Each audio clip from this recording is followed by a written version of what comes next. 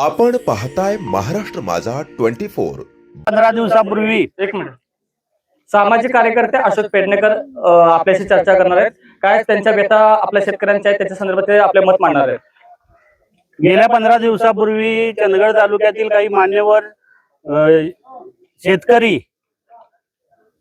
मळवीकर साहेब असतील, मनवाडकर साहेब असतील, शेखर गावडे अण्णा आणि बळीराजा शेतकरी संघटनेचे अध्यक्ष नितीन पाटील साहेब, असे कृष्णा पाटील साहेब, गोविंद गुडुळकर साहेब, या सर्वांनी येऊन एक बैठक मध्ये काही चंदगड तालुक्यातील अनेक वेगवेगळे शेतकऱ्यांचे नुकसान होत आहे या संदर्भात बैठक झाली। आणि या बैठकीमध्ये एक विविध मागण्यासाठी एक आंदोलन करण्याचं नियोजन झालं। या आंदोलनाला चंदगड तालुक्यातील शेतकऱ्यांनी हे पाहिलं तर चांगला प्रतिसाद दिलेला आहे आणि आंदोलनाच्याच माध्यमातून आपण चंदगड तालुक्यातील शेतकऱ्यांना चांगला न्याय देऊ शकतो हे लक्षात आल्यानंतर शेतकरी एकजूट झालेला आहे। आणि ह्या एकजुटीचा परिणाम चंदगड तालुक्यातील वन्यप्राणीग्रस्त शेतकऱ्यांना चांगलाच मिळणार आहे। आणि हे वन्यप्राण्यांसंदर्भातलं आंदोलन आणि तालुक्यातील विविध समस्यांचं आंदोलन दरवर्षी प्रत्येक वर्षातून एकदा मोठ्या प्रमाणात ठेवण्याचं नियोजन याच्यातून आहे। आणि कुठलंही राजकारण याच्यामध्ये कुठल्याही शेतकऱ्याने मनामध्ये न आणता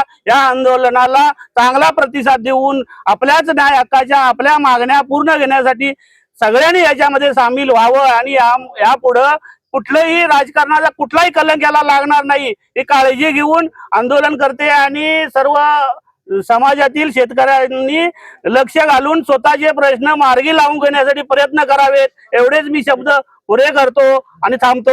धन्यवाद। जय हिंद, जय शेतकरी, जय महाराष्ट्र। बातमी तुमची, साथ आमची।